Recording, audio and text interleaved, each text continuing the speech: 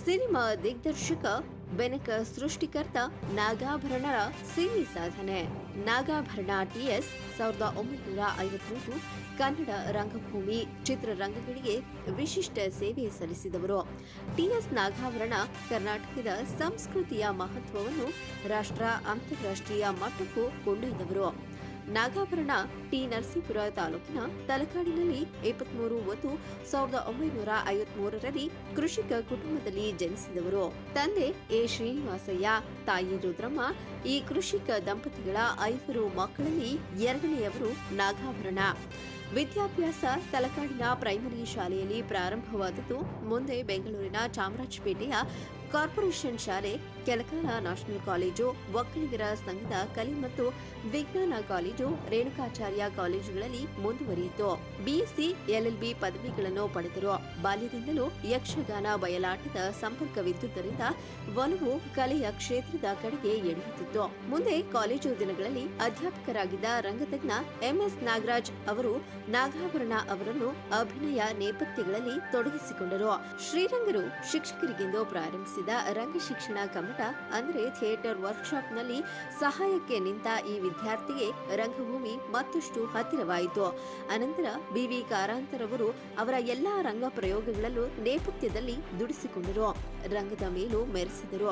ಗಿರೀಶ್ ಕಾರ್ನಾಡಲು ಕಾಡು ಚಿತ್ರದ ಕಲಾ ನಿರ್ದೇಶನ, ವಸ್ತ್ರ ವಿನ್ಯಾಸಕ್ಕೆ ಕರೆದವರು ಸಹ ನಿರ್ದೇಶಕನಾಗಿಯೂ ತೊಡಗಿಸಿಕೊಂಡರು. ಹೀಗೆ ಪ್ರಾರಂಭವಾದ ರಂಗಯಾತ್ರೆ ಮತ್ತು ಚಲನಚಿತ್ರ ಕ್ಷೇತ್ರದ ಕಾರ್ಯಗಳೇ ನಾಗಾಭರಣರ ಕಾಯಕವೂ ಆದವು. ಖ್ಯಾತ ಹಿಂದೂಸ್ತಾನಿ ಗಾಯಕ ಶೇಷಾದ್ರಿ ಗವಾಯಿಗಳ ಬಳಿ ಶಾಸ್ತ್ರೀಯ ಸಂಗೀತ ಶಿಕ್ಷಣವನ್ನು ಪಡೆದ ನಾಗಾಭರಣರಿಗೆ ಮೊದಲೇ ಇದ್ದ ಜನಪದ ಗಾಯನದ ಅನುಭವ, ಕಾರಂತರೊಂದಿಗಿನ ರಂಗ ಸಂಗೀತಾಭ್ಯಾಸ ಹಾಗೂ ಆಸಕ್ತಿಯಿಂದ ಸಂಗ್ರಹಿಸಿದ ಶಾಸ್ತ್ರೀಯ ಪಾಶ್ಚಾತ್ಯ ಸಂಗೀತದ ಗಾನ ತಟ್ಟೆಗಳು, ಧ್ವನಿ ಸುರುಳಿಗಳ ಮೂಲಕ ಲಭ್ಯವಾದ ತಿಳುವಳಿಕೆ ಸೇರಿದ್ದರಿಂದಾಗಿ ಸಂಗೀತ ಕ್ಷೇತ್ರದಲ್ಲಿ ವಿಶೇಷ ಆಸಕ್ತಿ ಮೂಡಿತು. ಮುಂದೆ ಅವರು ದೃಶ್ಯ ಮಾಧ್ಯಮಗಳಲ್ಲಿ ಅಪರೂಪವೆನಿಸುವ ಸಂಗೀತವನ್ನು ಅಳವಡಿಸಿದರು. ಸಂಗೀತವೇ ಪ್ರಧಾನವಾದ ಕೃತಿಗಳನ್ನು ನಿರ್ಮಿಸಿ ಯಶಸ್ವಿಯಾದರು. ನಾಗಾಭರಣ ರಂಗಭೂಮಿಯನ್ನು ಎಂದೂ ನಿರ್ಲಕ್ಷಿಸಲಿಲ್ಲ. ಬಿವಿ ಕಾರಂತರು ಪ್ರಾರಂಭಿಸಿದ ಬೆನಕ ರಂಗತಂಡದಲ್ಲಿ ನಟ, ನಿರ್ದೇಶಕ, ಗಾಯಕನಾಗಿ ದುಡಿದಿದ್ದಾರೆ. ರಂಗಸಂಪದ ತಂಡಕ್ಕೆ ಕೆಲವು ಪ್ರಸಿದ್ಧ ಕಾರ್ಖಾನೆಗಳಿಗೆ ನಾಟಕಗಳನ್ನು ನಿರ್ದೇಶಿಸಿದ್ದಾರೆ. ಬೆನಕ ಸಂಸ್ಥೆಯ ಬೆನಕ ಮಕ್ಕಳ ರಂಗಭೂಮಿಯ ಸಂಸ್ಥಾಪಕ ಸದಸ್ಯರಾಗಿ ಪ್ರೇಮಾ ಕಾರಂತರೊಂದಿಗೆ ಮಕ್ಕಳ ರಂಗಭೂಮಿಗೆ ಶ್ರಮಿಸಿದ್ದಾರೆ. ಇವರು ನಿರ್ದೇಶಿಸಿ ಅಭಿನಯಿಸಿದ ಸಂಗ್ಯಾಬಾಳ್ಯ ನಾಟಕವು 100ಕ್ಕೂ ಹೆಚ್ಚು ಪ್ರಯೋಗ ಕಂಡಿದೆ. ಕತ್ತಲೆ ಬೆಳಕು ನಾಟಕದಲ್ಲಿ ಮುಖ್ಯ ಪಾತ್ರಧಾರಿ ಶಕಾರನ ಸಾರೋಟು, ವಸಂತ ಸೇನೆ, ಏಡಿಪಸ್, ಕೃಷ್ಣ ಪಾರಿಜಾತ, ಟಿಂಗರ ಬುಡ್ಡಣ್ಣ, ಮುಂದಿನ ಸಖಿ ಮುಂದಿನ, ಹಯವದನ, ಬಕ, ಬ್ಲಡ್ ವೆಡ್ಡಿಂಗ್ ಮೊದಲಾದ ನಾಟಕಗಳಲ್ಲಿ ಅಭಿನಯಿಸಿದ್ದಾರೆ. ಇವರ ಅಭಿನಯದ ಜೋಕುಮಾರ ಸ್ವಾಮಿ, ಸತ್ತವರ ನೆರಳು ನಾಟಕಗಳು 100-200 ಬಾರಿ ಪ್ರದರ್ಶನಗೊಂಡಿವೆ. ಇವರ ಏಕವ್ಯಕ್ತಿ ಪ್ರಸ್ತುತಿಯಾದ ನೀಕಿಕೊಂಡ ಸಂಸ ಒಂದು ವಿಶಿಷ್ಟ ಪ್ರಯೋಗವಾಗಿತ್ತು. ರಂಗಗೀತೆಗಳ ಗಾಯನದಲ್ಲೂ ನಾಗಾಭರಣ ಮುಂದು. ನಾಗಾಭರಣರು 27ಕ್ಕೂ ಹೆಚ್ಚು ಕನ್ನಡ ಚಿತ್ರಗಳಲ್ಲಿ ಕೆಲವನ್ನು ತಾವೇ ನಿರ್ಮಿಸಿ ನಿರ್ದೇಶಿಸಿದ್ದಾರೆ. ಹಲವು ನಿರ್ಮಾಪಕರಿಗೆ ನಿರ್ದೇಶಕರಾಗಿ ಕೆಲಸ ಮಾಡಿದ್ದಾರೆ. ಆ ಚಿತ್ರಗಳಲ್ಲಿ ಸುಮಾರು 11 ಚಿತ್ರಗಳು ರಾಜ್ಯ, ರಾಷ್ಟ್ರ ಪ್ರಶಸ್ತಿ ಪಡೆದಿವೆ. ಹಲವು ಚಿತ್ರಗಳು ವಿದೇಶಗಳ ಉತ್ಸವಗಳಲ್ಲಿ ಪ್ರದರ್ಶನಗೊಂಡು ಪ್ರಶಂಸೆ ಗಳಿಸಿವೆ. ನಾಗಾಭರಣರು ಎಲ್ಲಾ ಬಗೆಯ ಚಿತ್ರಗಳನ್ನು ನಿರ್ದೇಶಿಸಿದ್ದಾರೆ. ಚಿತ್ರಗಳಲ್ಲಿ ಅವರಿಗೆ ಕಲಾತ್ಮಕ, ಬ್ರಿಡ್ಜ್ ಸಿನಿಮಾ, ವಾಣಿಜ್ಯ ಪ್ರಧಾನ ಇತ್ಯಾದಿ ಭೇದವಿಲ್ಲ. ಈ ಚಿತ್ರಗಳು ವಸ್ತು ನಿರೂಪಣೆಯ ದೃಷ್ಟಿಯಿಂದ ಮುಖ್ಯವಾದವು ಮತ್ತು ನಾಗಾಭರಣರ ಸಾಮಾಜಿಕ ಕಾಳಜಿಯನ್ನು ಎತ್ತಿ ಹಿಡಿದಂತವು. ಕವಿ ಕೆಎಸ್ ನರಸಿಂಹಸ್ವಾಮಿ ಅವರ ಕವಿತೆಗಳ ಮೂಲಕವೇ ಕಟ್ಟಿದ ಸ್ವಾತಂತ್ರ್ಯ ಸಂಗ್ರಾಮದ ಹಿನ್ನೆಲೆಯ ಚಿತ್ರ. ಇದಕ್ಕೆ ರಾಷ್ಟ್ರ ಮಟ್ಟದಲ್ಲಿ ಅತ್ಯುತ್ತಮ ಪ್ರಾದೇಶಿಕ ಭಾಷಾ ಚಿತ್ರವೆಂಬ ಗೌರವ ದೊರೆತಿತ್ತು. ಕವಿತೆಗಳಿಗಾಗಿ ಕವಿ ಕೆಎಸ್ ನರಸಿಂಹಸ್ವಾಮಿ ಅವರಿಗೆ ರಾಷ್ಟ್ರ ಪ್ರಶಸ್ತಿ ಲಭಿಸಿತು. 2ನೇಯ ಅತ್ಯುತ್ತಮ ಚಿತ್ರವೆಂಬ ರಾಜ್ಯ ಪ್ರಶಸ್ತಿ, ಗೀತೆಗಳು ಮತ್ತು ಇತರ 4 ವಿಭಾಗಗಳಲ್ಲಿ ಪ್ರಶಸ್ತಿಗಳು ಲಭಿಸಿದವು. ಭಾರತೀಯ ಪನೋರಮಾ ಚಿನ್ನಾರಿ ಮುತ್ತ ಈ ಚಿತ್ರವು ಮಕ್ಕಳನ್ನು ಪ್ರಧಾನವಾಗಿಟ್ಟುಕೊಂಡು ಸಿದ್ಧವಾದ ಕಥೆಯಾಗಿತ್ತು. ಅತ್ಯುತ್ತಮ ಭಾಷಾ ಚಿತ್ರವೆಂಬ ಮನ್ನಣೆ, ರಾಜ್ಯದಲ್ಲಿ ಅತ್ಯುತ್ತಮ ಮಕ್ಕಳ ಚಿತ್ರ ಪ್ರಶಸ್ತಿ ಮತ್ತು ಇತರ 4 ವಿಭಾಗಗಳಿಗೆ ಪ್ರಶಸ್ತಿ ಲಭಿಸಿತು. ಭಾರತೀಯ ಪನೋರಮಾ ವಿಭಾಗದಲ್ಲಿ ಆಯ್ಕೆಯಾಗಿ ಅಂತಾರಾಷ್ಟ್ರೀಯ ಚಿತ್ರೋತ್ಸವದಲ್ಲಿ ಪ್ರದರ್ಶನಗೊಂಡಿತು. ಜನವಾದ ವಿಶ್ವವಿದ್ಯಾಲಯದಲ್ಲಿ ಜನಾಂಗೀಯ ಅಧ್ಯಯನಕ್ಕಾಗಿ ಈ ಚಿತ್ರ ಆಯ್ಕೆಯಾಗಿದೆ. ನಾಗಮಂಡಲ 1996-97 ಗಿರೀಶ್ ಕಾರ್ನಾಡರ ನಾಟಕವನ್ನು ಆಧರಿಸಿದ ಚಿತ್ರ. ಅತ್ಯುತ್ತಮ ನಿರ್ದೇಶಕರಲ್ಲಿ 2ನೇಯವರಾಗಿ ನಾಗಾಭರಣರಿಗೆ ರಾಜ್ಯ ಪ್ರಶಸ್ತಿ ಬಂದಿತು ಮತ್ತು ಪೋಷಕ ನಟನೆ, ಕಲಾ ನಿರ್ದೇಶನ, ಛಾಯಾಗ್ರಹಣ ವಿಭಾಗಗಳಲ್ಲೂ ರಾಜ್ಯ ಪ್ರಶಸ್ತಿ ಪಡೆದವು.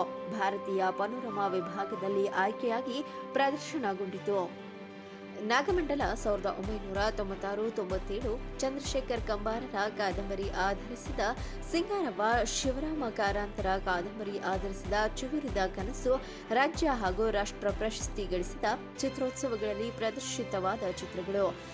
ದೇಹಕ್ಕೆ ಅಂಟಿದ ಅರ್ಬುದ ರೋಗದ ವಿರುದ್ಧ ಸೆಣಸಾಡುವ ಗಿರಿಬಾಲೆ, ತನ್ನ ಸಮಾಜಕ್ಕೆ ಕ್ಯಾನ್ಸರ್ ಆಗಿ ಕಾಡುವ ಜಮೀನ್ದಾರರ ದಬ್ಬಾಳಿಕೆಯ ವಿರುದ್ಧ ಸೆಣಸಾಡುವ ಕಥೆಯಿಂದ ಕೂಡಿದ ನೀಲ ರಾಜ್ಯದ ಅತ್ಯುತ್ತಮ ಪ್ರಶಸ್ತಿ ಪಡೆಯಿತು. ಕಲ್ಕತ್ತಾ ಅಂತಾರಾಷ್ಟ್ರೀಯ ಚಿತ್ರೋತ್ಸವದಲ್ಲಿ ಪ್ರದರ್ಶಿತವಾಯಿತು. ಸಂಕ್ರಾಂತಿ 520ಕ್ಕೂ ಹೆಚ್ಚು ಕಂತುಗಳಲ್ಲಿ ಪ್ರಸಾರವಾದ ಮೊಟ್ಟಮೊದಲ ಜನಪ್ರಿಯ ಮೆಗಾ ಧಾರಾವಾಹಿ. ಗೆಳತಿ 250 ಕಂತುಗಳಲ್ಲಿ, ದೂರ ತೀರಯಾನ 250ಕ್ಕಿಂತ ಹೆಚ್ಚು ಕಂತುಗಳಲ್ಲಿ, ನಿರಂಜನರ ಕಾದಂಬರಿ ಆಧರಿಸಿದ ಜೀವನ್ಮುಖಿ ಸಹ 200ಕ್ಕೂ ಹೆಚ್ಚು ಕಂತುಗಳಲ್ಲಿ ಪ್ರಸಾರ ಕಂಡಿತು. ವಿಶಿಷ್ಟ ರೀತಿಯಲ್ಲಿ ಗ್ರಾಫಿಕ್ ತಂತ್ರಜ್ಞಾನವನ್ನು ಬಳಸಿ ಚಿತ್ರಿಸಿದ ಮೊದಲ ಕನ್ನಡ ಧಾರಾವಾಹಿ ಮಹಾಮಾಯೆ.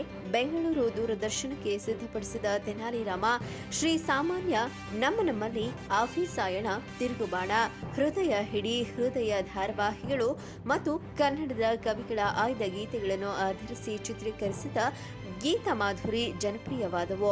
ಜಾನಪದ ಕಲೆಯ ವಿಶಿಷ್ಟ ಪ್ರಕಾರವಾದ ಬಯಲಾಟ ಹಾಗೂ ಶ್ರದ್ಧಾ ಕೆ ಮೆಹಕ್ ಎಂಬ ಹಿಂದಿ ಟೆಲಿಫಿಲಂಗಳನ್ನು ದೂರದರ್ಶನದ ರಾಷ್ಟ್ರೀಯ ಪ್ರಸಾರಕ್ಕೆ ಸಿದ್ಧಪಡಿಸಿದರು.